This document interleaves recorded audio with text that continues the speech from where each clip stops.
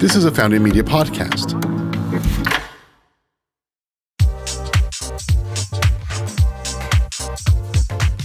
Hi, everybody. Welcome to Up and Comers, a brand new podcast series here in Austin, Texas, all about the startup community. My name's Heather Wagner-Reed, and today's episode is brought to you by Founding Austin magazine.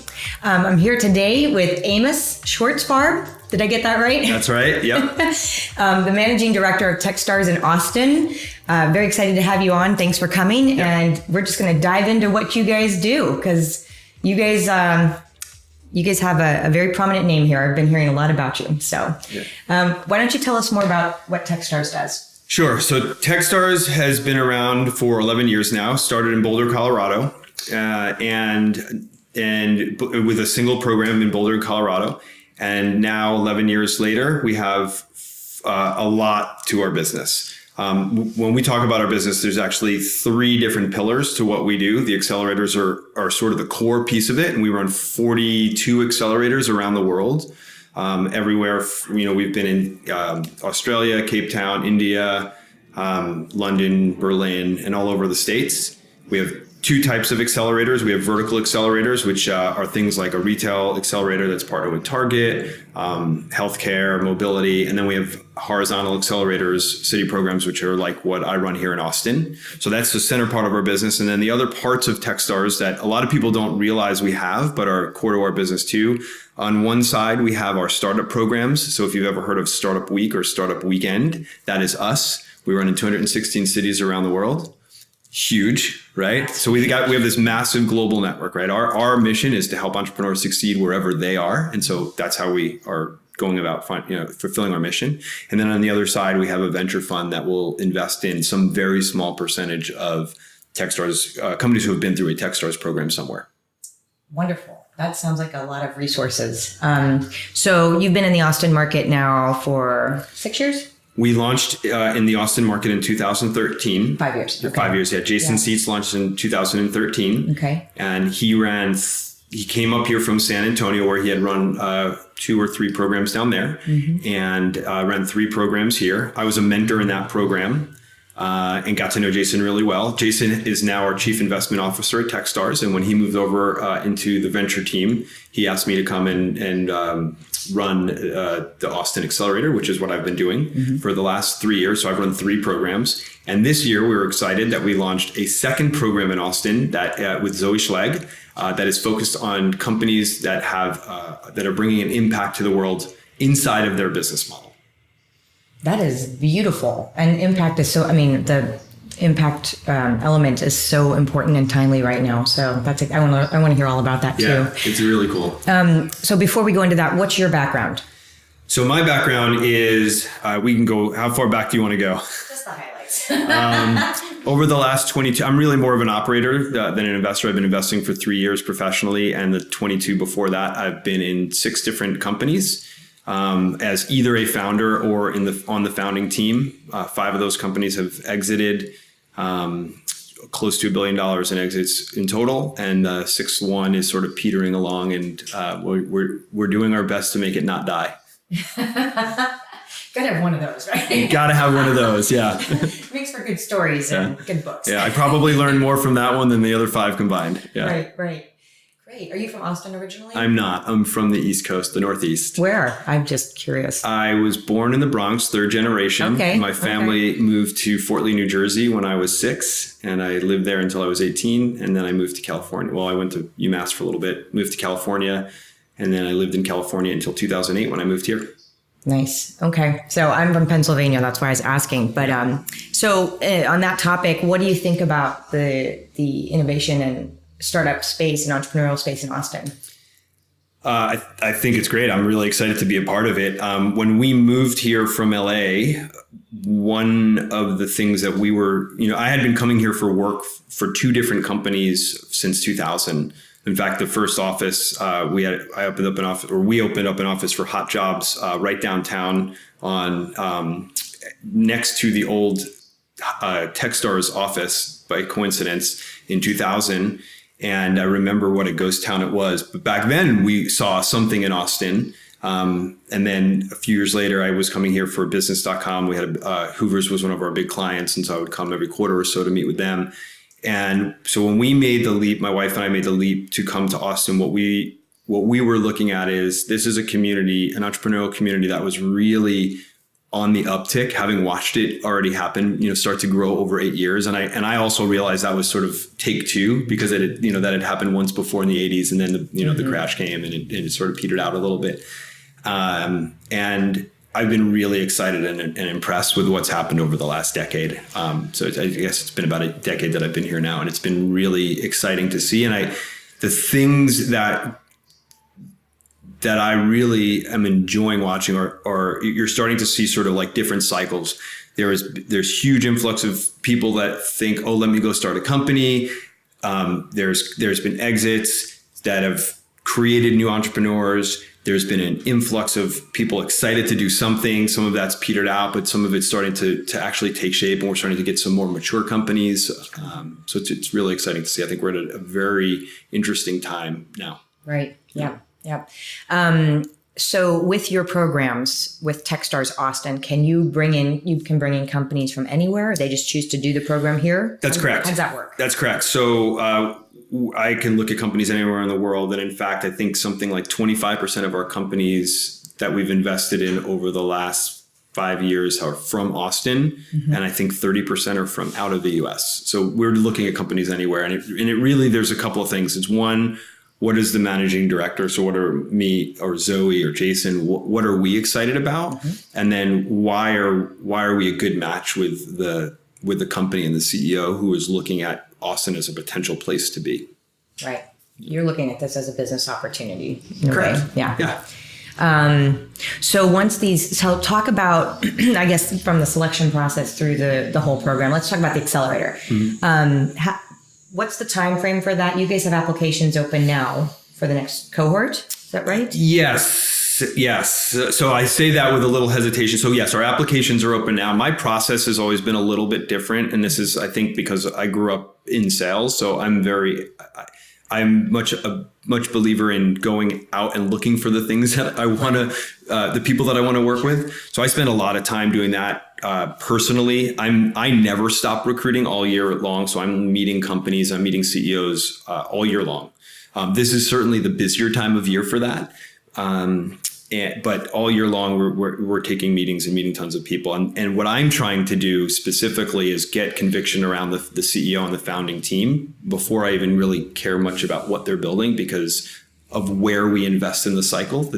Everyone talks about team being so important. So I really try to optimize for that. Mm-hmm. That didn't really answer your question though. I mean, I told you, go wherever you want to go. So, and that makes sense because you obviously want to have a belief that they're going to build something that's going to accomplish great things. Yeah. What types of companies have you been going for lately? Yeah. So I'll answer that, which is the second part of what I was going to say. And then I'll go back and answer your question, which was what's the application process look like? Yeah. So this has evolved over the last 3 years for sure. Where I currently sit is I have three major criteria that I look for.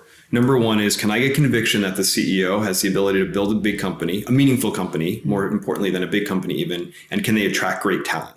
And that's number one. If I don't get that conviction right away, I don't even know that I care what they're building. Mm-hmm. In fact, a lot of times I'll walk away from a meeting, good or bad, and not know what they're doing because I'm trying to get conviction around the CEO and the founder. The founding team. The second is the founding team. Is it the right founding team to be doing the thing that they're doing, right? Is there fit, right? Or are they just aspirationally trying to build a company? And the biggest thing I'm optimizing for there is the why behind it, because as things get really tough, if this isn't the thing that this team should be put on the earth to do at this moment, they're going to walk away. They're not going to be able to figure out how to iterate and pivot and optimize through all the challenging times. So I really put 80% of my effort on those two things. Once I get through those two things, my next question is there an interesting market? Doesn't mean there has to be a known, like some massive TAM that we can measure, because a lot of times we're creating markets and we don't know the answer to that. Mm-hmm. But is it interesting? Is it something that there could be something there. And then the last part of that, which is the third criteria, is how interested am I? So this could all be super interesting, but if I just don't care, I'm not going to be a good partner to them. And so that's sort of the criteria that I go through.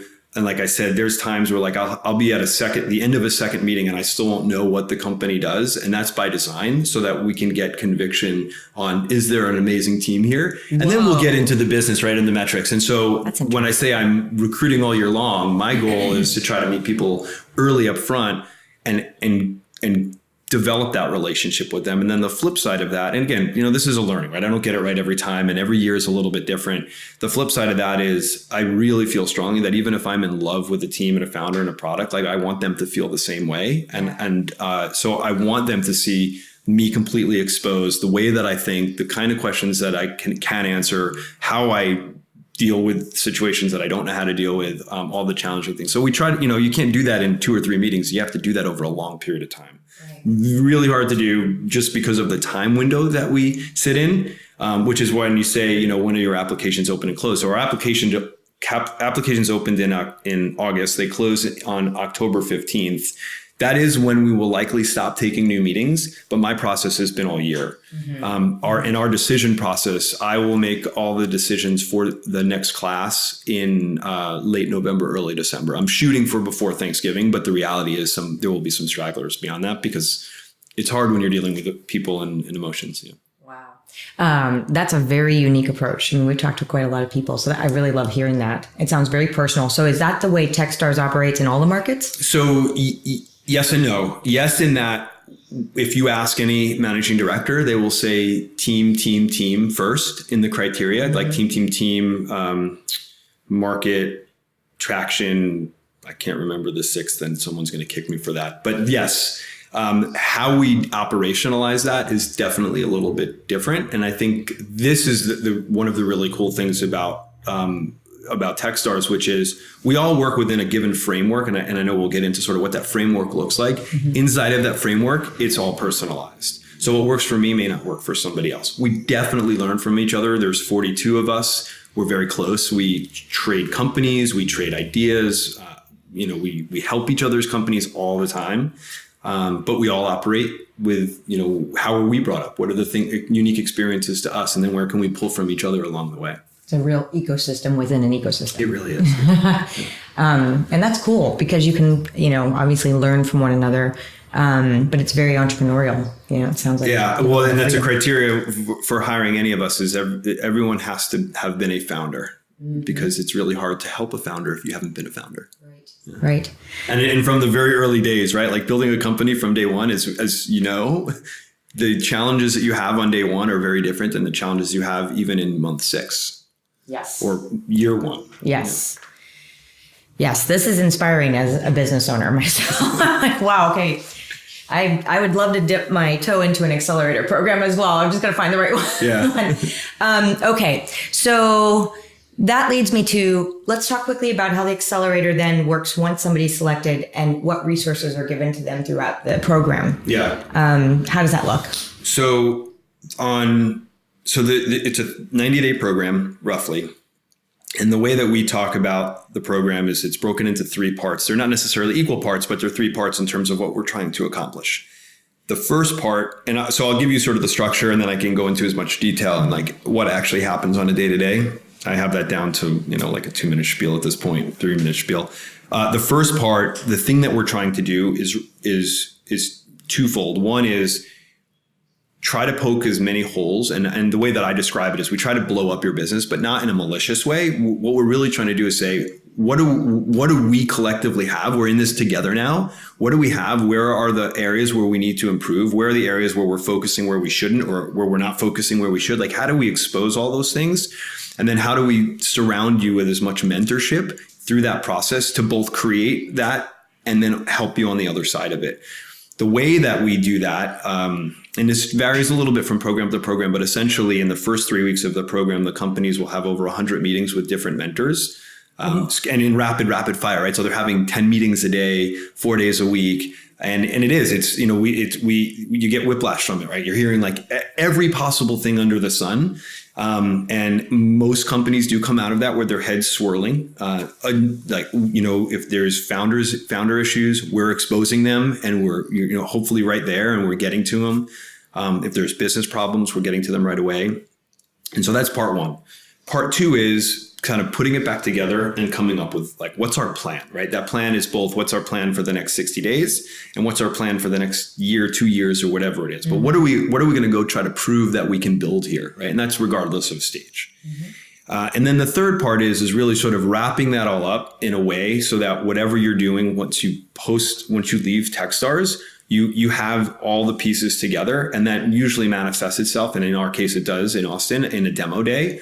And then we also do some other things on top of that. And we can go into this. Like I actually think demo day is a great celebration for the community of what these guys have accomplished in 90 days. But we optimize for something else, which is if you're raising money, how do we curate meetings for you with the investors that are actually potentially interested in your business? We spend a lot of time on that, but it's all part of that third part, which is how do we now help you package yourselves in a way that whatever you're trying to do next, whether it's get customers, raise money, whatever it might be, how do we get you there faster and in a way that you're ready for whatever's next? And then an important thing here, which is that we say this is Techstars is for life.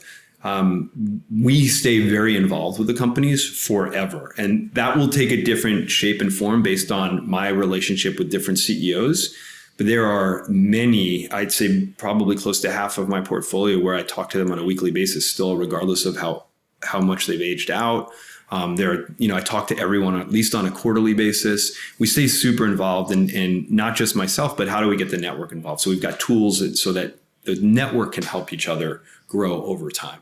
And then we do things like we have an annual portfolio conference called FounderCon, which is coming up in October in the Bay Area. We do a local version of that here in Austin. We had 123 portfolio companies between people who've moved here and all the different Texas accelerators. So how do we keep the communities moving and working together over long periods of time? And essentially how do we help continually give each other an unfair advantage? Sure. Nice. Yeah. Nice analogy there. Okay, cool. So that's your accelerator. So talk about the other programs that you guys offer. Like for example, what Zoe's doing. Great. So we have the horizontal programs, which is like what I do. We have a version of, we call them city programs in Chicago. I'm not going to remember them all. New York, Kansas City. There's a few others. And then we have vertical programs. And so Zoe's, for example, hers is focused on impact companies. And what that means is that if you look at the company, they need to be doing, and she has a more specific thesis than this, but they basically, inside of the business model, there has to be some positive impact on the world. And there's a couple of ways that we actually got there. So for one, Zoe already ran an accelerator here in Austin called Unlimited, which is modeled off of an accelerator program in India that she brought to the US. So she was already doing this for, I think, three or four programs before we joined forces with her. We were all really involved with her in the meantime in different ways. One of the things that she did was she looked at the Techstars portfolio. Now we have 1,400 investments. I think at the time we had about 1,100. And what they found was that we were already making impact investments, and they were on average outperforming non-impact companies. And if you think about that for a second, it actually makes sense, because the reason a company works, on top of the fact that you have to execute well, is it's bringing value to somebody, right? And there's some value transfer that makes sense that allows it to grow within some group of people. That's inherent in any impact company. So building it, and the next social app, that might bring value to somebody, it might not. But if you're helping the water supply in the world, or you're helping create a new type of jobs or some sort of financing for people, you're inherently bringing value to a group of people that are going to care about that.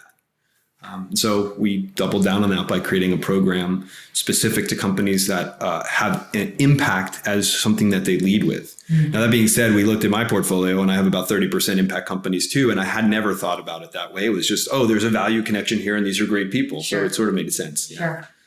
Wow. Okay. So can you tell us just some examples of the companies that have gone through your accelerator? Mine or Zoe's or both? Well, I'd say both. Do both? Yeah. Cool. Yeah. Okay, so I'll give you two examples from mine that are pretty different from one another. One is in the first program I ran in 2016. It's a robotics company called Chowbotics. They make robots that make food. They kind of look like vending machines, but behind the scenes, it's actually robots that are doing the compiling of the food and then presenting it to people. So it looks like a vending machine. It works like a vending machine, but it's actually a robot. So that's on one side, hardware company, right? And by the way, I have no hardware experience, going in. But the connection that the founder and I made was he was an engineer. He was an expert in that. He understood manufacturing. He needed help figuring out how to run a business and figure out a sales strategy, and among other things. Yeah. Another one is a local company called Scale Factor, which I think a lot of people know here in town. I love the CEO, one of my favorite people in the world, Kurt Rathman. And they had built a really incredible service business that they were starting to productize.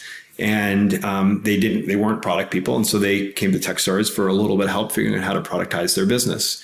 I think the thing that Kurt and I realized through the program was that they had more product knack than they had realized and had actually done more work than they had realized. And they just didn't think they didn't know because they didn't grow up in product. But an example of another great company. So if you're not familiar with Scale Factor, they do back-end accounting automated for small, medium businesses. Oh, okay. Yeah. Wow. So very different kinds of businesses there. Sure. Yeah. The unique factor is incredible CEOs. And then for the impact program, two examples are, one is called Bridge Care Finance. They have created a way to offer financing for new parents who want to go back to the workforce and can't afford childcare. And the way that they work is they work with companies to offer it similarly to how you would offer any other benefit. So as part of the benefit, you can get reduced or free childcare by working through the system. They offer low interest loans. And it sounds like when you hear, you're like, oh, how does that not exist? But it doesn't. It's hard to underwrite. They have figured out a way to do that, and they're working with a lot of companies doing that now. Yeah, childcare is kind of like a small college education. Yes. Yeah. True. And they have some staggering facts about how parents, specifically moms, when they go back to work, when they don't go back to work, like the sacrifices they have to make. Mm-hmm. So it's amazing because they're allowing moms to potentially go back to work, and whether they go back or not, allowing families to be able to afford childcare in a way that they weren't able to before. Wonderful. Those are great. Yeah. Cool companies. Yeah.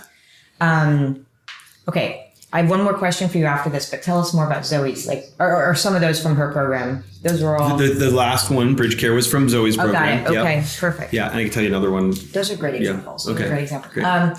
So I have a question. What is it like for these companies to do an accelerator with all the intensity around it to take 3 months of your life and, perhaps not be as focused on the day-to-day of the job? How do they do that? How do they manage that? Well, it's hard. It is, right? And one of the things we tell people on day one is that it will probably be some of the hardest 90 days, maybe not the hardest, but some of the hardest 90 days in the history of the business. But we balance that with our job is not to get in the way of them building a big company. It's to help them build a big company. So we try not to do anything that doesn't help facilitate it. I can't speak for every program, but I think I can. I know we will go out of our way to do whatever we can to make sure that we can accommodate unique needs for every company, meaning we're doing a workshop on building financial models. Super important. It's foundational. You have a big customer meeting, go to your customer meeting. We will figure out how to do it another time. Mm-hmm. So it's hard, right? The days are really, really long. The days are not 8 or 10 hour days in most cases. Most of them will work, 7 days a week or 6.5 days a week, for the whole 90 days. One of the ways that I like to think about it though, is it's helping to build a different kind of muscle, around, around endurance. So one specific example of that is if you think about when I talked about the mentor matching, where they're doing 100 meetings, 10 plus meetings a day for 3 weeks. When you come out of that, like it's hard for everybody. I don't care what you've done in your career. When you come out of that and then you have to go and do 5 meetings in a day, it's a breeze. Right. Which is more typical of what your days are going to be like. Mm-hmm. So all of this it is really hard, but it's building a lot of different kinds of muscles that people don't think about in terms of just the raw endurance of being able to persevere through really tough times. Mm-hmm. And it breaks people also, which is okay, right? We all have breaking points. And so being able to figure out what are those breaking points for each of us individually, which we will help them figure out. And how do they manage through that, which are pretty important tools also. And I think often overlooked. Those are things that we will work with them on as well. Right. Well, I love it. I mean, it's a great program. So right now in your cycle, you're getting ready to close applications. You're still obviously open to ideas coming forward. Anybody listening to this, if you have an incredible company, you guys should reach out. Yeah, Amos@techstars.com. There's my email. I'm not great at responding in a day, but if you're looking to talk to me about potentially becoming part of Austin Techstars in 2019, email me. We'll figure out a time to talk. Oh, that sounds perfect. Great. Well, thank you so much for the time today. And we definitely need to have a cup of coffee. I want to hear more about this offline. And thanks to everybody for tuning in. And we'll see you at the next episode of Up and Comers. Thank you. Bye.